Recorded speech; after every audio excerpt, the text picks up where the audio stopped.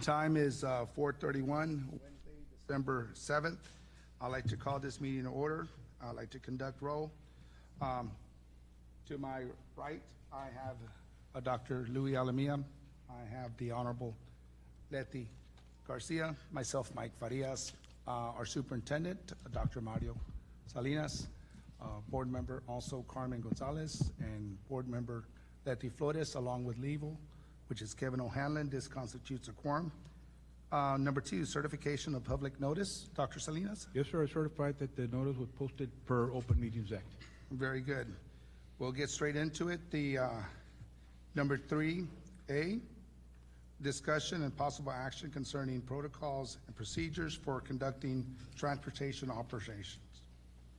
Yes, sir. I'm going to have on this item. Thank you. I'm going to have Chief Perez and Officer Carrizales review the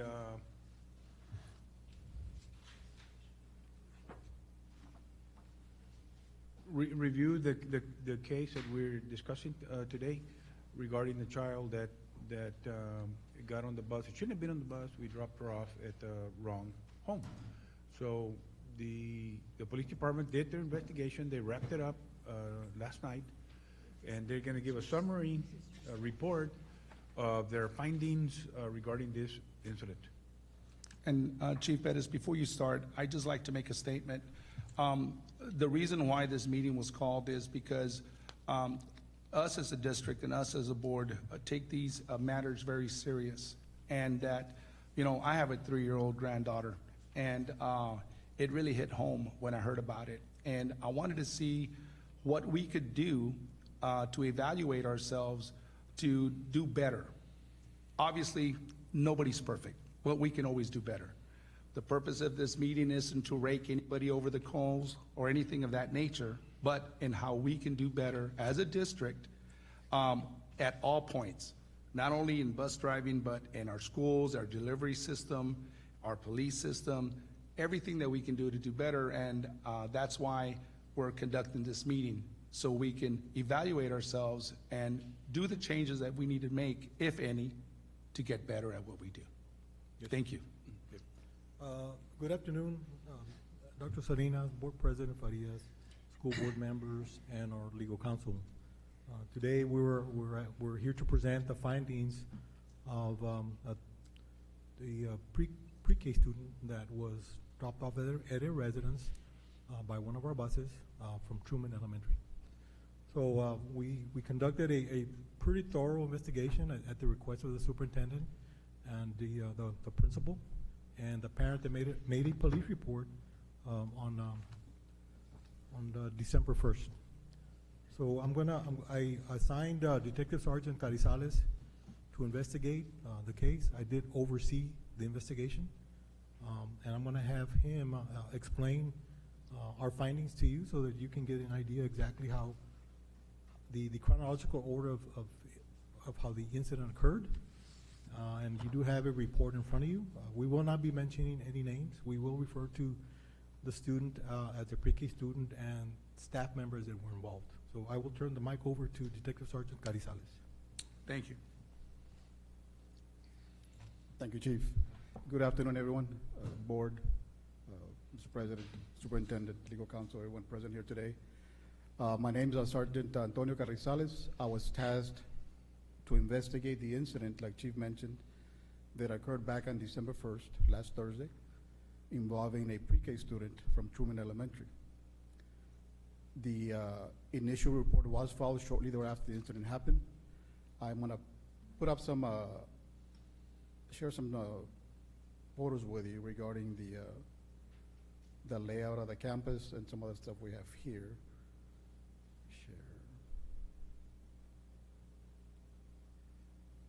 First and foremost, part of my responsibilities is to make sure that there was no criminal act that took place here today. I can assure you, as part of this investigation, it did not rise to that level.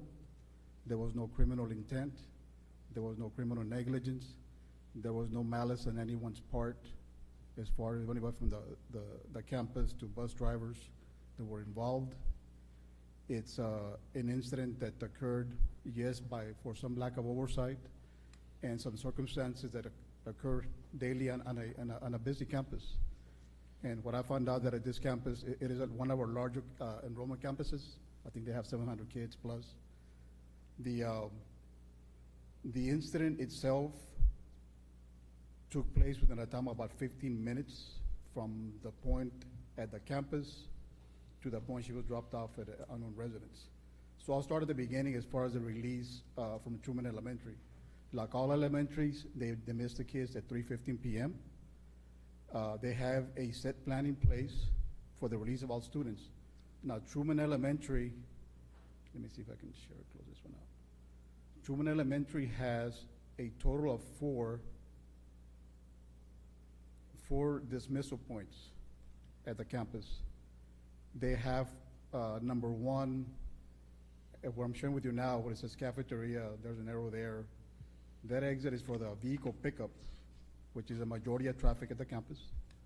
And number two, if you go further down, there's another hallway with a red arrow, that's number two, where they have access to parents, giving access to the parents to walk up and pick up kids. So it's a different dynamic to that school. They have vehicle pickup and parent pickup. And then that's number two. Number three, where it just says patio, there's a couple of arrows there. That is a bus dismissal area where the bus students and daycare kids get picked up. And number four, right off of the second grade hallway, they have the walkers that walk to a home to a nearby neighborhood. Now at 3:15 p.m., like most of the campuses, at this campus, the staff members include paraprofessionals, teachers, and pretty much everyone on the campus gets involved with the dismissal of the kids. They escort the first group of kids or a group of kids to the cafeteria as a pickup point for all vehicle pickups. For the bus kids, there is a hallway. You see moving my cursor here. This hallway here is where they line up the kids for the bus pickup lane, right? So, of course, you have a lot of moving parts. Through my investigation, speaking to at least 10 involved members of the staff, administrators, school bus driver, and the parent that received the child, you kind of narrowed it down to about a 50-minute window where this happened. At no point in time was a child left unattended for a period of time. So I'll start at 3:15. 3:15, classroom teacher walks the pre-K student to the cafeteria where they kind of stage him for the pickup of the parents, right? Now your bus students are lined up over here. Between 3:15 and 3:20 p.m., one of the staff members over here, somebody saying, this is the name of the student, get the student and another student. So teacher grabs our pre-K student and a second student walks them to the pickup lane. And of course, nobody's picking up pre-K student. Brings her back to the cafeteria where she's gonna wait, right? And mind you, they're watching all the kids here. There's a lot of kids now that are gonna get picked up. At the same time this is going on, our pre-K student manages to walk from the cafeteria here to the bus pickup area, or the bus pickup staging area, where the kids are lined up, and gets in line for one of the buses. Staff member is here. Mind you, she's minding the line of people. She does not see our pre-K student getting to the line. So how far away is that area to where our student was waiting? It's pretty close. What, It's 20, 30 feet? about 20, 30 feet. Okay. Where a kid, at any given moment, if you become doing your due diligence, not maybe watching for a split second, she can literally walk to that area there, right? This is what happened. Staff member doesn't see the child get in line. Staff member now guides the group of students to that bus through this hallway here, where a separate staff member is there walking him to the door. She does not see the kid, our pre-K student, in line with that group of bus students. They now exit the building where a final staff member is outside that helps load the buses on a daily basis. And during his process, when I mentioned earlier there are several circumstances that took place at the same time, his job is just to help load up students onto the buses. At that point in time, it happened that one of the other buses forgets or two students get left behind. They call the bus back to load up the students.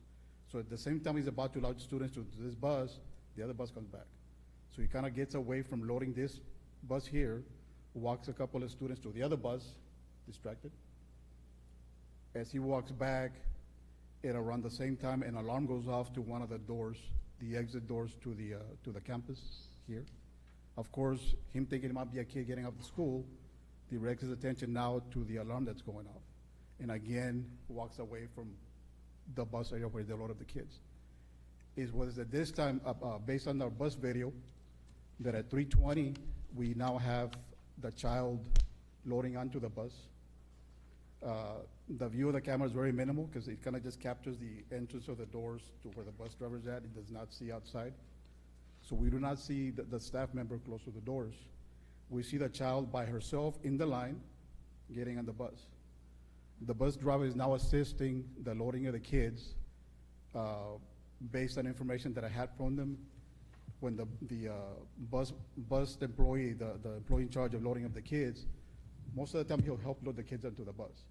In this case, he's not there. The bus driver now is loading the kids into the bus. As he walks back, he's sitting on the seats. During my interview with the bus driver, provided a statement, and it should be in the report. He says, I never noticed the child on that line for the bus, right? So he sits the child in the bus and continues loading up kids. A minute later, at about 3:21, you see now the staff member walking back within the view of the bus. So he wasn't gone very long. You're talking maybe under a minute. But at that time, that's when you see the child loading onto the bus. They kind of waited for a little bit. About 3:20, a couple of minutes later, the bus takes off. And then I'm going to show you, stop sharing this one, show you another picture where the route that I'm going to show you is 0.8 miles from the campus. Truman Elementary, on Rogers Road, Sugar Road, and then the road where the child was dropped off. Took him a few minutes. He is now back at the apartment where he normally, again, based on an interview, he normally waits for the parent of the child to come out. Mind you, he doesn't know that this child is here, but there's another pre-K on the bus that he normally watches. On a regular basis, the driver will wait for parent to step up, let's go of the child, continue this route. He doesn't know that pre-K number 2, our missing kid, is there. But as he stops, our pre-K student gets off the bus or up from the bus, walks, followed by the other pre-K student who happen to be classmates in the same classroom. As he walks off the bus driver is now monitoring the kids. The 2 students get off, followed by a group of students. So you have the 2 little ones, followed by the older kids as they get off the bus. And as they get off, the child, our pre-K student, kind of hesitates as she gets off. She realizes, like, wait a minute, this is probably not my place. But again, the circumstances behind it, that the second child behind her happens to be her classmate. As she gets off the bus, they kind of make eye contact. Okay, we're friends now, and they walk off together, right? The bus driver, through my interview, stated that he saw the parent of the child by the door of the apartment. That's why he continued his bus route. From the bus to the apartment door, a few seconds, 10 seconds stops that she walks away from the bus. So what I mentioned earlier, she was never exposed to any potential danger. She from the school to the bus to the apartment within a short span of time. Mom at the apartment, again, on the circumstance, she says, on a daily basis, I'm outside. Today I got delayed. So when I hear somebody knocking at my door, I see my daughter with another kid. Wait a minute, what's this kid doing here, right? She immediately, and based on her interview, she immediately steps outside to see the buses there. The bus is already gone.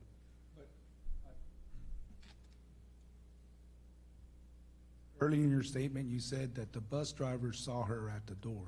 And this is based on the bus driver's statement. That's what he told me.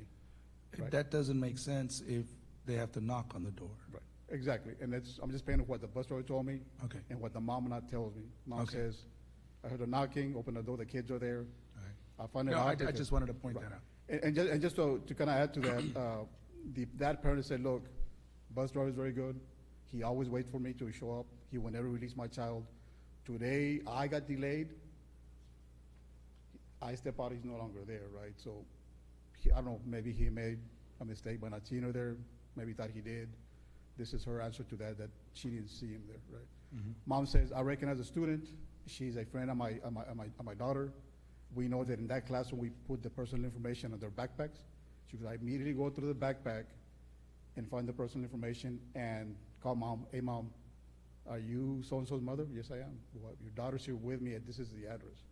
Mom, of course, says, wait a minute. My kid is not a bus student. She's a pickup student. So, of course, mom's going crazy now, right? Mom now travels from her place of employment to the residence. Makes something, they talk a little about what's going on. Mom pretty upset. She says, I'll call the police, and I'll take care of this. So mom, number one at the apartment, never calls us, because she just called mom, right? Mom now picks up child, goes back to Truman Elementary, makes contact with her officer, files a report, right? And from there, of course, starts the investigation. We get involved. We start collecting all the evidence, talking to people and such. Through our findings, were there lapses? Of course there were. Was there negligent lapses? Because let's say, were they on the phone, were they texting, were they talking to each other? No.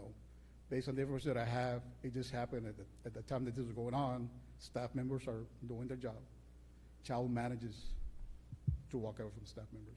Get on the line, get on the bus. Our last line of defense being the staff member helping on the bus. He gets sidetracked with the alarm and with the other kids momentarily. Gets on the bus. Our bus driver, who normally will also kind of check, he's now sitting the kid, doesn't see the kid, right? Well, now you go back onto the drop-off point. Were there any lapses there? Based on what we have, yes, there were, right? Because if the bus driver believed that he had seen mom, that's his response. Of course, he took off. But based on what we have, mom wasn't outside, right? So on a regular basis, she would have been. And based on what she said, he usually does that. So today, don't know what happened. So you add all the circumstances as to, the perfect storm of bad circumstances. The child kind of falls through the cracks of the event, right? Now, I met with the administrators from the campus, reviewed their dismissal plan. They have a good plan in place, okay? But like any plan that we have, if at any point in time we don't follow a certain point, it might go the wrong way. So since then, as part of our investigation, of course, it's not to necessarily blame anybody, but like you said, to find out how we can make this better and safer for our kids. They've implemented another level to their plan. And what is that level? The level, and it's done in most campuses at the beginning of the school year. Because when the kids are new to the campuses, they don't know who they are, right? So they wear a name tag for the first few weeks at campuses. So in this case, they immediately said, okay, let's put our heads together, what are we gonna do? Because a lot of times they were taking the tag with them. I said, you know what, well, let's give them tags, color-coded tags, let's say yellows for buses, blues for pickups, what have you.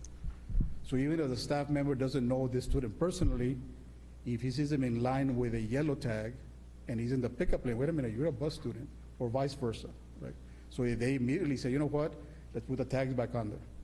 And I saw them in action, and one of the days I was out there evaluating the school, and it worked to a T. Because now, for any student trying to board the bus or leave the campus, they gotta hand you a tag with their name on it. Tony Carrizales, bus student, okay, get on board. It might delay him a few minutes, it's not a lot, because I saw the process, it's pretty quick. They were in their tags, especially the little ones. They saw, and I saw an incident where one of the students had a different name on her name tag. The bus staff member said, wait a minute, what is your name? My name's so-and-so. Well, that doesn't say it here. So they kind of halted her for a little bit. They make contact with brother on the bus. Oh yeah, she's my sister, her name is so-and-so, both names, but she doesn't know her second name. So they were able to catch me just by the name. Okay, evaluated. So the school has implemented their modifications to the plan, and hopefully this won't happen again.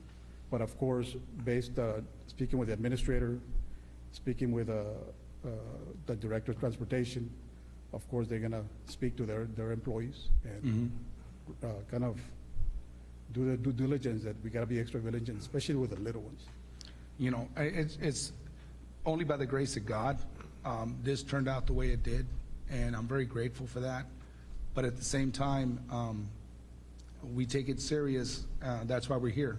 And whatever it takes to assure the safety of all our students, we need to implement.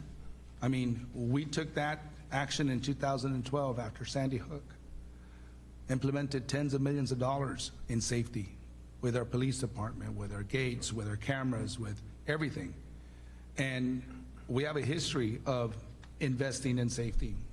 And whatever needs to be tweaked to better service and protect our kids and our students, we need to do it. I love the color code and the line and stuff like that. It's an extra barrier because life isn't perfect. Sometimes we're going to have situations happen, we get distracted. At least we can have some sort of a visual aid that can help everybody. Yes, sir. And Dr. Salinas, that's something that I really believe that as administration should take the lead on coming up with some sort of a template that all our elementaries and our schools can use. That way it's universal. And that way I really want to look into this to make it safer. Like I said, only by the grace of God, and I'm very grateful for that, but yet I don't want that as a license of dismissal. No, this is serious, and we need to take every action. If it means us employing more staff, Correct. we're going to employ more staff. We're going to have to, whatever it takes. So working together as a team, we all have to work together, and we'll be lying to ourselves if we even think, oh, we got it all figured out. No, we can all tweak it to make it better. Always. So, you know, I just want to see what we can do, that we can create some sort of a template to make sure all, at minimum, all elementaries are following this protocol, or whatever school, to make sure that this incident doesn't happen again. And like you said, nothing's perfect. Things fall between the cracks. But if there was a color code system in place, it would have caught it. So whatever we need to implement and learn from our mishaps, we need to do. We need to do, sir. I agree. And you know, and I open it up to other board members if they have any comments. But that's really what I wanted to go ahead and make sure that we're here to be better. Yeah. We're here to be better. Yeah, and I totally agree with the color codes, making sure these students go to the proper lineup, whether it's bus, transportation, pickup, or the parent walking in, or the daycare, or the after-school program, just so that not from the 3-year-olds to the 5th graders, it doesn't matter. Every child matters, you know, just to make sure. Yes, ma'am. Any other comments? We will be working with the superintendent to find something a little more concrete, some consistency, even though we know that every campus, because of their class size and the number of bus students or non-bus students, their dismissal is different. But there are some common things that we're going to expect to be a requirement protocol, and it should be now, from now on, hopefully, in the student handbook. Yes. Correct. So that the parent knows what the process is, the teachers know, everybody knows it's in writing, and they agree to it. Right. And it's already been said, we are very sad that this happened to any one student, but we're dealing with human beings and human mistakes. And I can assure you that there's no other school district that takes care of their children like the Edinburg School District. And we'll continue to do that. And we need the support of everybody to improve. And hopefully this never occurs to anyone in the future. Thank you. Okay. Mr. Alamian? Sir, as you were explaining the incident that occurred and the bus routes and how far the child traveled before she was dropped off, I was reading all the statements from the investigation, and it seems that a lot of personnel that are normally supposed to be on bus duty had a meeting, had other areas that they had to attend to. We need to be a little bit more stringent on maintaining the safety and security of all of our students, regardless of whether they're being picked up on the bus, being picked up by the daycare caravans, or the after-school program, or by their parents or family members. Some of them, I noticed, had different meetings that were going on. They had issues concerned with other students, tend to go to a different matter. But we got to make sure that all of our students are being looked out for, because it's very, very important. If we lose one, that's one too many. Yeah, absolutely. I'd like to add something. This is Anthony Garza, Assistant Superintendent. Myself and the superintendent met with the principal this morning, and she has implemented the transportation color-coded tags again. We also told her to make sure she meets with all her staff again, especially that early childhood group, so that they know the procedures better than everybody else. We spoke with Director of Transportation, and he's going to retrain his bus drivers, because we found out that this is a very young bus driver that's been on less than 6 months, and they need to retrain them with the safety protocols, make sure they see that parent. In this case, he didn't see the parent, or he thought he did. As well as we're going to meet with the principals, and we're going to have them turn in their dismissal plans so that we can review them with the chief. And like Ms. Gonzalez said, they're not all the same. All the schools are built differently. They have different exits, different entrances, less kids, more kids. So we're going to revisit those plans, myself and the chief and the superintendent, so that we can make things better. And we're bringing it up at our next principal meeting. Just wanted to let you know that. Thank you. That's good. Yeah, and another thing that's very important is, you're correct. There are some elementaries with 300, and there are some elementaries with 700. We cannot use the cookie cutter approach. We need to customize it, whatever it takes to better facilitate their needs. But one thing that I would love to emphasize and recommend to our superintendent is, during that period of drop-off and pickup, or the pickup time, all hands on deck. Everybody. I agree. Everybody. You stop cutting the grass outside, you come in, or whatever, I don't care who you are, all hands on deck. The more the better. No more Properly meetings. trained. Yeah, especially No for more the bigger meetings of schools. any sort during that time. Yes, no, priority, that. Yeah. All hands on deck. So that's a recommendation that I like to give Yes. to our superintendent, and I'm sure the board would agree that the more the merrier, properly trained on how to do it, and yes, they need oversight to make sure. Okay? We do Mr. Faria, I just wanna say that- cross-train our employees, right, Doc? Dr. Salinas, we do cross-train our employees to be able to handle these types of duties? Yes, at school release time, you got principals out there loading children, you got counselors. Yes, they're cross-trained, and they do different things because teachers are absent, or certain employees are absent, and somebody had to take up that action. No, but I agree with President Farias, all hands on deck. If there's a parent that wants to visit with the principal or want to visit with the teachers at release time, they're just gonna have to wait. They're gonna have to wait in the office until we're done releasing the children, because everybody needs to be out there, including the principal.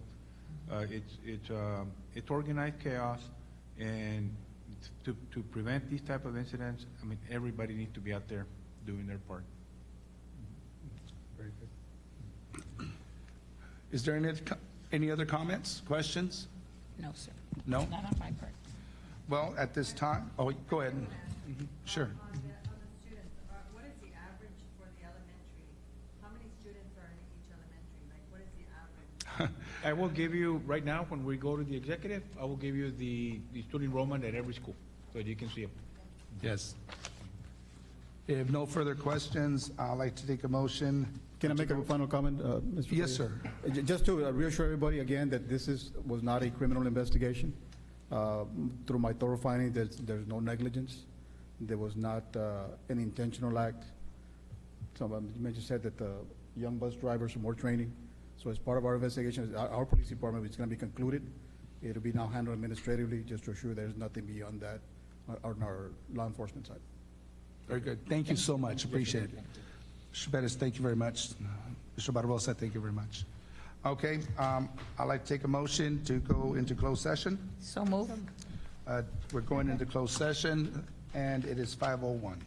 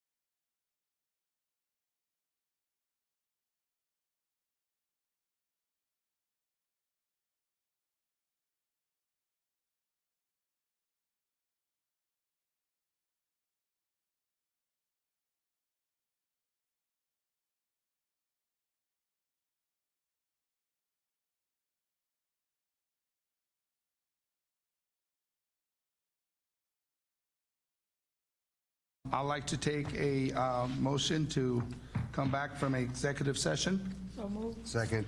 Motion, a second. Time is 5:36, and we're back into open session. For the record, no action was taken in executive session. Dr. Salinas? Yes, sir. As a result of this incident and at the recommendation of the Board of Trustees, what we're going to do to address this safety concerns for our children, we are, as recommended, we are going to put together a committee led by us at Central Administration, including the police. Also invite campus level staff, principals, to come up with basic procedures, protocols to ensure that we minimize something like this to happen again. We know that every campus is different. Some campuses have mostly walkers that walk home. Some campuses are mostly bus. Some are 50-50 and so on. We know they're all different, but we're going to look at this and see which some basic parameters, basic template that every campus need to have in place, and then also prescribe procedures for each individual campus. So we're going to study that, and here at Central, along with campus level staff, so that we can implement as soon as possible. Very good. And also,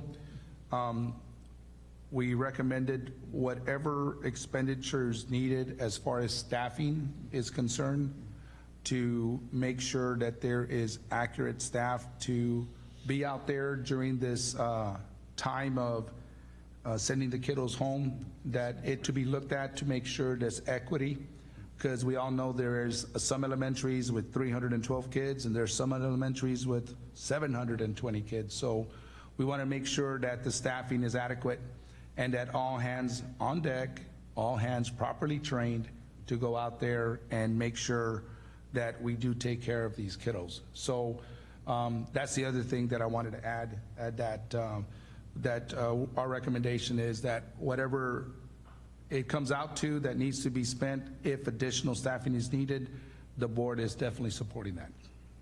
Okay? Yes, sir. Very good. Any other comments or questions? No, sir. Also, the additional staff development for the bus drivers. Yes. Yes, yes. And thank you, Ms. Gonzalez. Yes, when we say staff, we mean everyone. Everyone from included in ECISD, from the principals to the individuals working at the schools, the buses, the police department, everybody involved in the safety of our kids. Yes. Very good. All right, no further questions? Make a motion to adjourn. So moved. Second. Motion and a second. Meeting adjourned, time 5:39.